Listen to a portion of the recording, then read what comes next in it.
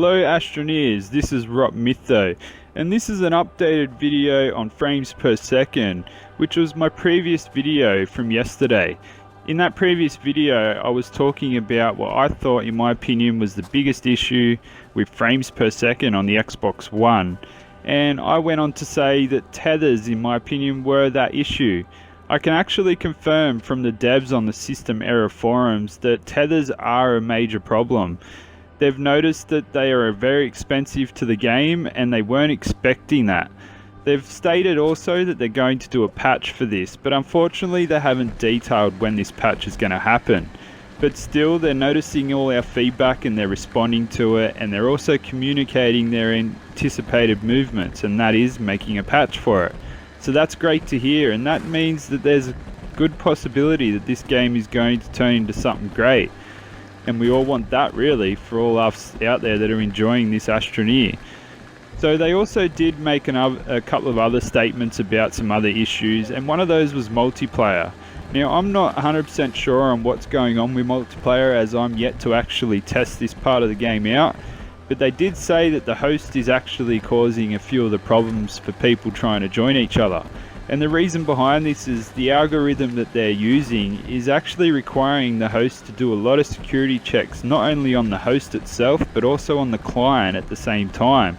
And this is becoming taxing on the game, and I'm sure it's causing people to either just drop out, or I'm not sure what's going on.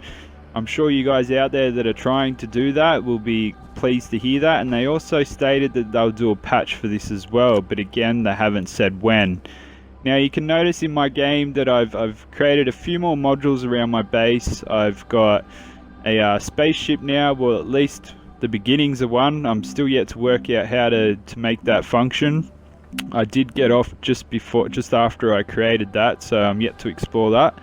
I also upgraded my rover into a truck.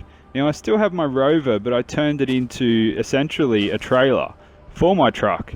And you'll notice on the truck that it's got the heavy duty storage, is what I'm calling it.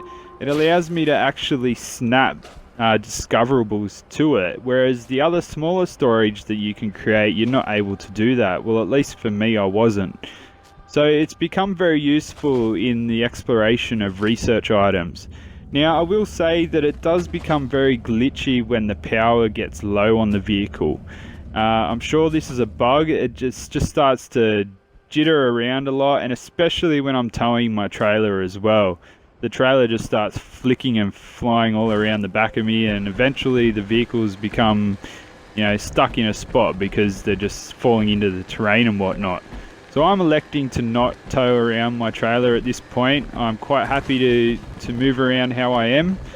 It's working quite well. My frames are still pretty steady, and I'm not using tethers. So I'm pretty confident in saying that tethers are definitely something you want to avoid, and at least until they patch it. So I think this is great news for everybody, and I look forward to doing some more videos. Not sure what I'm going to do them on, but there's going to be some more, and I appreciate all the feedback that I've gotten so far. It may not be a lot and it may not be noticeable, but I do notice it on my end, and I appreciate it.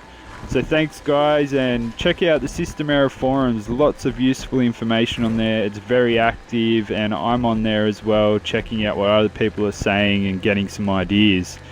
Thanks very much for watching, and I look forward to getting another video up for you guys. Thank you.